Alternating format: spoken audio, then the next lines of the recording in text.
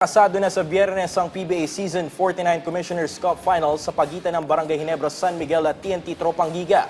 Pero bago magsimula ang aksyon sa hard court, isang pre-finals press conference muna ang isinagawa sa Quezon City nito lamang Lunes. Yan ang ulat ni teammate Daryl Oclares.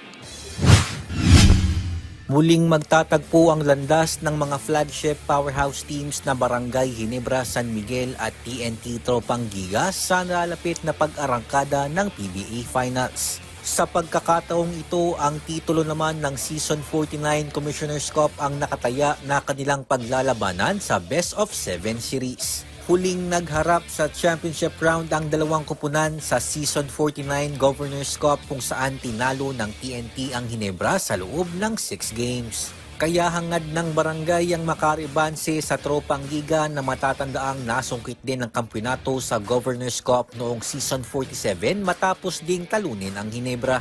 Ayon kay Gen Kings head coach Tim Cone, bentahin nila ngayon ang mas malakas na roster kumpara sa naging huling dalawang finals nila laban sa TNT.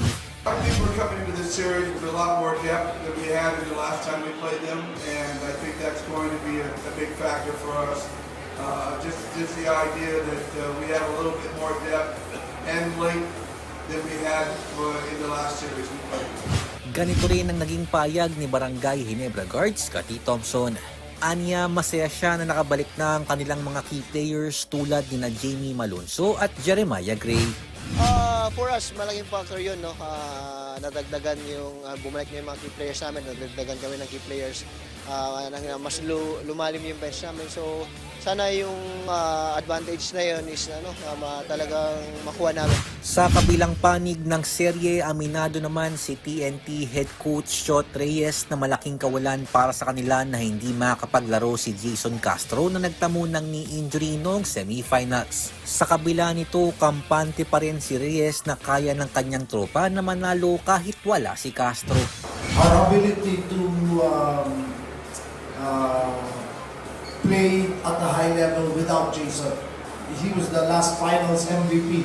So it's like taking that piece away is going to be a telling factor.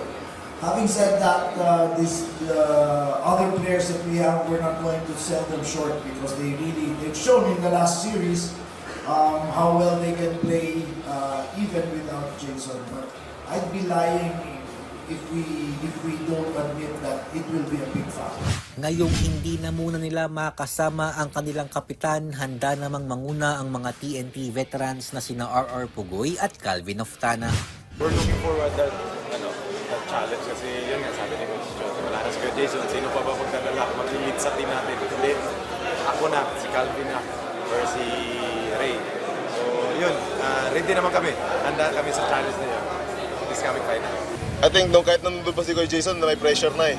Pero it's up to us, not just for me, it's up to us to overcome that pressure siguro.